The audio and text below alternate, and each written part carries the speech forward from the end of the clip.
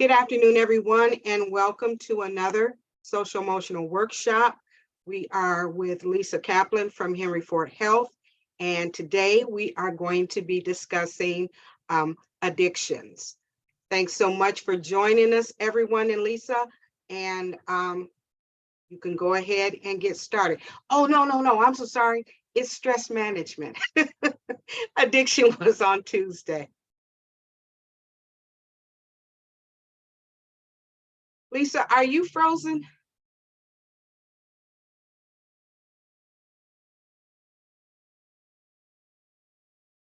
It appears that you are frozen.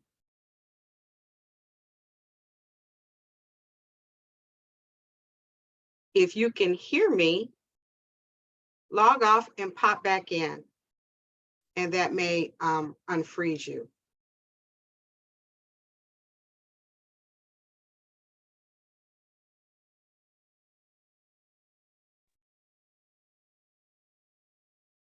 I think you can also like kick her out and then so she can join back in. And bring her back. Yeah. Okay, let's see if we can do that. All right. Stop. So out and put in waiting on remove. If I remove her, then that puts her on the list of not being able to add or participate. And I don't really want to do that. So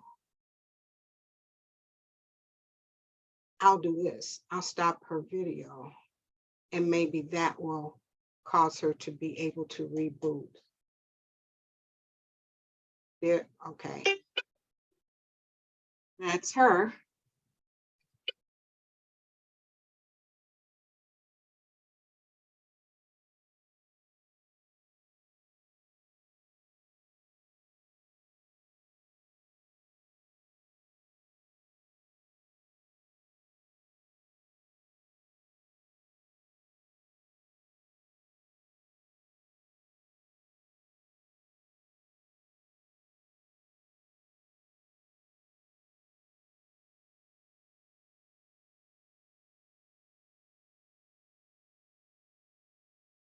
There you go.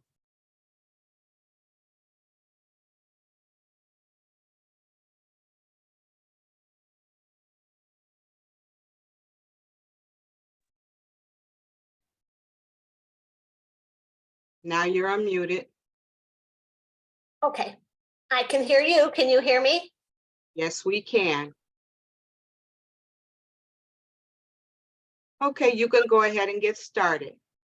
Okay, hello everyone. My name is Lisa Kaplan. I'm a social worker at Henry Ford Maple Grove Center in West Bloomfield, Michigan. And I'm going to talk to you today about stress management. So I'll bet you guys are not under stress at all, right? And your students aren't either. So since the pandemic, the amount of people who have reported stress and stress-related illnesses and situations in their life have astronomically increased. So we're going to talk about some stress management techniques that you can use yourself as well as teach your students and your students' parents. So stress is defined as anything that causes physical and or mental wear and tear of the body and the mind. So have you heard the term eustress, E-U-S-T-R-E-S-S? Anybody ever hear that? So that's for the good stress in life, for good things that happen, like having a baby, getting a new job, buying a house. Those are all good things in life, but along with it comes stress. And then, of course, we're all familiar with distress, which is everything else, all the negative things that can happen in life. So did you know that chronic stress can impact a person's immune system? Okay, it can cause accidents, it can cause illnesses and unhappiness. And some doctors believe that 50% of our illnesses are actually stress related. So it's really important for us to learn how to live a life where we can reduce stress as much as possible. So we're going to talk about some basic things that we can do in life, and then I'm going to teach you some techniques to teach your families that you work with. So as simple as this sounds, really important to do things like regular exercise, sleeping well, drinking water, eating healthy. All of those things are going to help our bodies to stay healthier. And of course, if our bodies are healthier, then we can withstand stress a lot easier. So when you have issues in life, do you anticipate problems and resolve them before they happen? So for example, do you have keys to your car in your home somewhere where if you get locked out, you can access them? Okay, if you do, getting locked out will be a pain, but at least you know how to address it, right? What if you don't? Okay, imagine maybe having to break a window to get in, and now you've got to fix the window. Think about the stress that creates. So anticipating problems and solving them before they happen can go a long way to decreasing your stress. And what about this one? Being a good time manager. Are you the kind of person who's always late? Okay, you're on the way out the door stressed because you're late. Okay, if you are, imagine the stress that's going to add to your life. Okay, so learning time management skills is really important. Do you schedule relaxation into your life? Okay, think about that. You schedule your work, you schedule doctor's appointments, you schedule your hairdresser, but you schedule relaxation. Really important to do that. And what about this one? Sometimes would you agree that just adjusting our attitude can help us with stress? So I'm going to read you something that I think you may like. Some of you have heard this before. It's written by a man named Charles Swindoll, and it's about attitude. So the longer I live, the more I realize the impact of attitude on life. Attitude to me is more important than facts. It is more important than the past, than education, than money, than circumstances, than failures, than successes, than what other people may think, say, or do. It's more important than appearance, giftedness, or skill. It will make or break a company, a church, a home. The remarkable thing is that we have a choice every day regarding the attitude that we will embrace for that day. We cannot change the past. We cannot change the fact that people will act in a certain way. We cannot change the inevitable. The only thing we can do is play on the one string we have, and that is our attitude. I am convinced that life is 10% what happens to me and 90% how I react to it. And so it is with you. We are in charge of our attitudes. So would you agree that if you change your attitude about some things, you'll have an easier time handling stress? Okay, so now we're going to talk about some stress management techniques. Has anybody ever heard of square breathing? Okay, yes, Margie, you have? Okay, so we're gonna do square breathing. So a square has 4 equal sides, right? So imagine this. You're going to inhale for a count of 4, hold for a count of 4, exhale for a count of 4, and then hold for a count of 4, and then repeat. Okay, so what this is meant to do is to regulate a person's breathing. So think about a student or someone who's a little panicky, okay? If you remind them to use square breathing, this can calm them down. So we're going to do it together, just a couple of rounds, and I'll call out the first one, and then the rest of the time you'll be thinking to yourself. So everybody ready? Inhale for a count of 4. Hold for a count of 4. Exhale for a count of 4. And hold for a count of 4. And then repeat to yourself for a few rounds.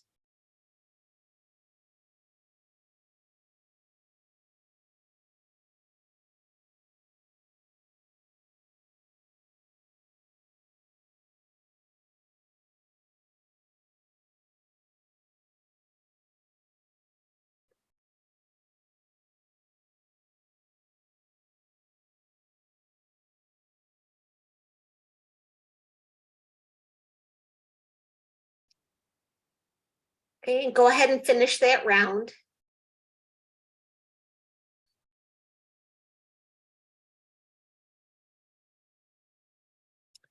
Okay, so that's called square breathing. It's something that you can teach kids. They can do it in their chair. They can do it sitting on the couch, in the car, at the dinner table. It doesn't matter. Nobody's going to know necessarily.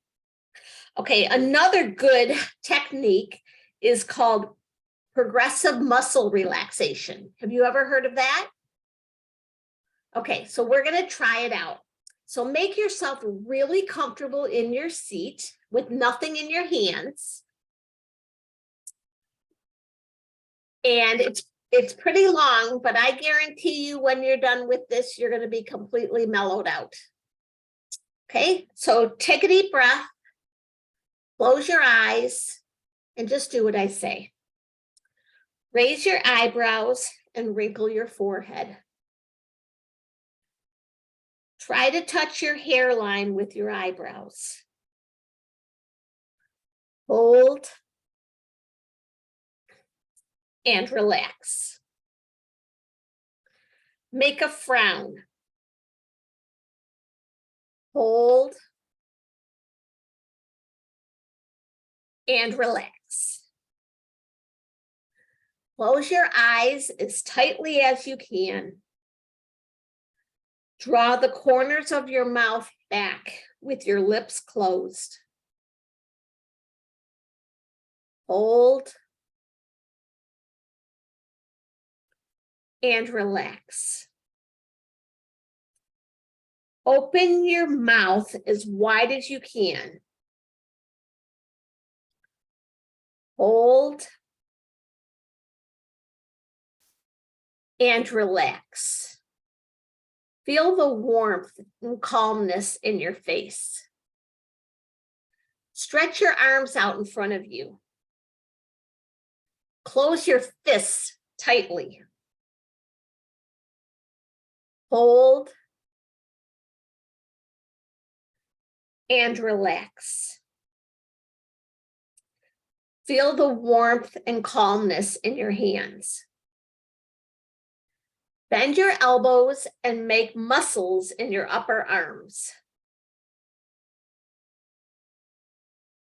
Hold and relax. Feel the tension leave your arms. Lift your shoulders. Try to make your shoulders touch your ears. Hold and relax. Arch your back away from the back of your chair. Hold and relax. Now round your back. Try to push it against the back of your chair. Hold and relax. Feel the tension leaving your back. Tighten your stomach muscles. Hold and relax. Tighten your thigh muscles by pressing your legs together as close as you can. Hold and relax. Bend your ankles toward your body as far as you can. Hold and relax. Curl your toes under as far as you can. Hold and relax. Feel the tension leave your legs. Now tighten all the muscles in your whole body. Hold. Keep holding. Keep holding. And relax. Let your entire body be heavy and calm and enjoy this feeling of relaxation.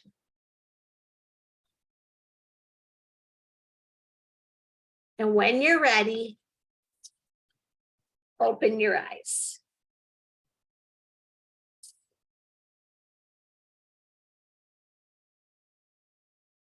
So wondering how you feel. Pretty good, I hope. Okay, so that's called progressive muscle relaxation. Kids can be taught to do that anywhere. It could be before a sporting event. It could be before a test. It could be when they're having trouble falling asleep at night and they're lying in bed. So nobody needs me there to tell them what to do. If they start with their head and move down to their toes, they can learn to do this themselves. And this is a really good stress management technique and coping skill. So that's called progressive muscle relaxation. And now we're going to do another one called guided imagery.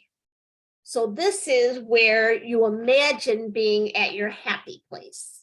So for many people, the happy place is the beach. So again, take a deep breath, close your eyes, and think of a beach. No one is on the beach but you. It is summer and the temperature is 75 degrees. The wind is blowing slightly. The ocean is calm. The sky is blue. You smell the salt water in the air. There are no seagulls. There are seagulls flying overhead, but they don't land.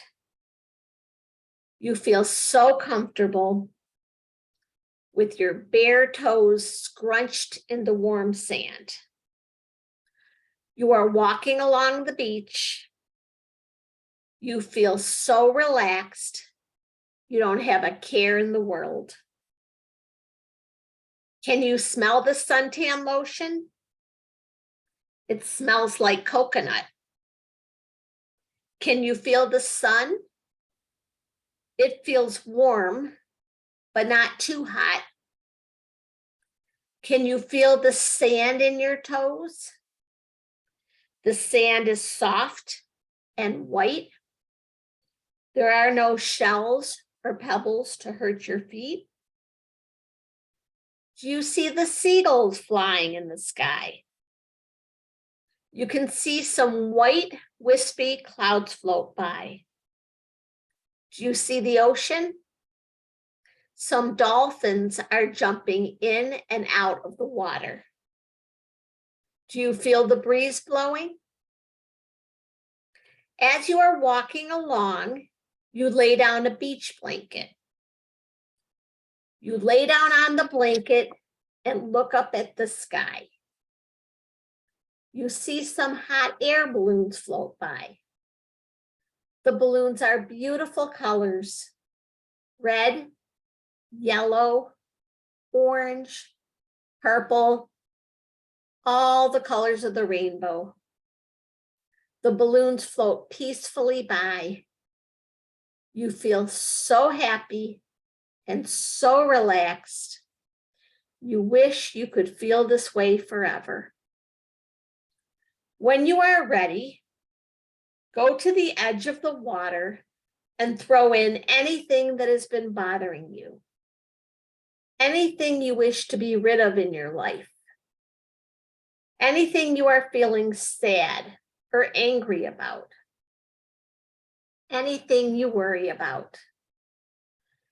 Picture it as a big rock, a chain, a heavy bag over your shoulders. Throw it in the ocean as far as you can. Watch it sink and get taken by the waves. Be thankful for the release of the burden, the problem, the worry. Then walk peacefully through the warm sand and take a rest on your beach blanket. And when you're ready, open your eyes.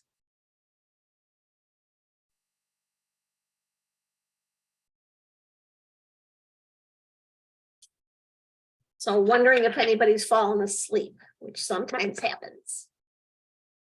So that's called guided imagery. In this case, the happy place was the beach, but it's different for everybody. It might be grandma's house, it might be the woods, it might be, you know, hunting, whatever it may be. A person can, in a quiet place, think about the sights, the smells, the sounds of their happy place and go there in their head at any time.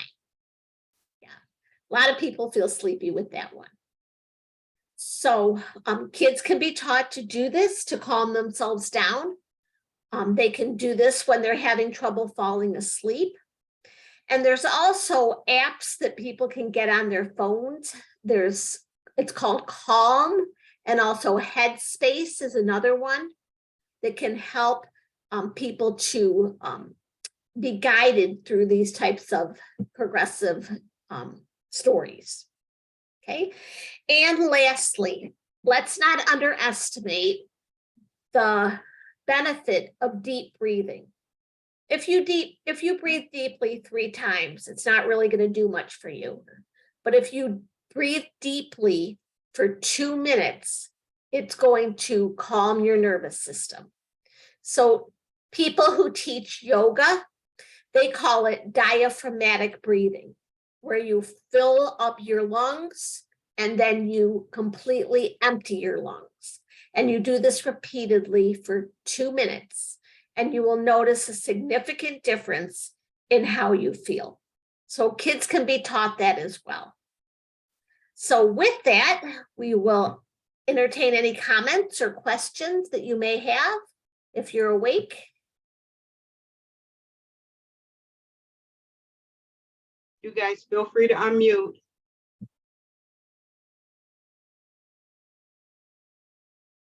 Do you think that these are techniques that you could use? I absolutely do.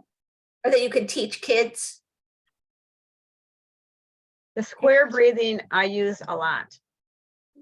It works, and it works so quickly. Yeah. Where did you learn it? I don't know, but I've known about it for years. I've taught it to my kids, you know, when they were young. I don't know, probably I just have known about it. And then the yoga breathing, the deep breathing, that's really really good.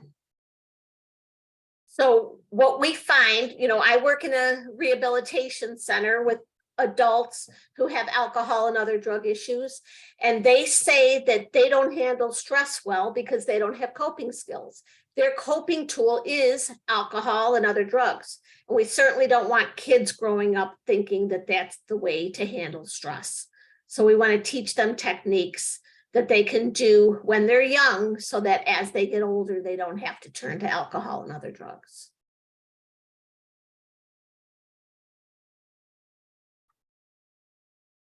Any other comments, questions, you guys? I used to run a meditation club when I was still in the public schools. I wish I would have known about these. We mostly just followed some of the typical medication guides, you know, sit in place, having the background music, and some also like walking meditation, but these are some nice techniques too.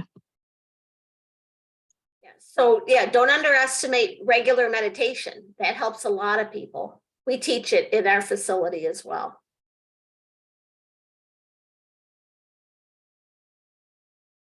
This acupuncturist I used to go to described the deep breathing as a massage for our inner organs. Wow, I've never heard that before, but I like that.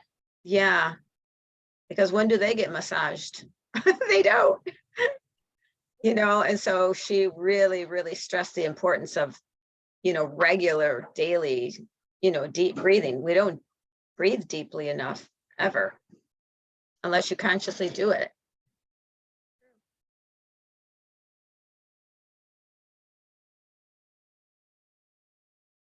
Okay, then. If there aren't any more questions or comments, we will bring this session to a close. Lisa, thank you so much. Excellent presentation as always. Thank you guys for joining, and we will see you all next time. Everybody have a great rest of your day and a great weekend. You too. Thank you. Thank you, Thank Toni. you. Thank you, Lisa. That was all excellent. Bye now. Thank Bye-bye. you.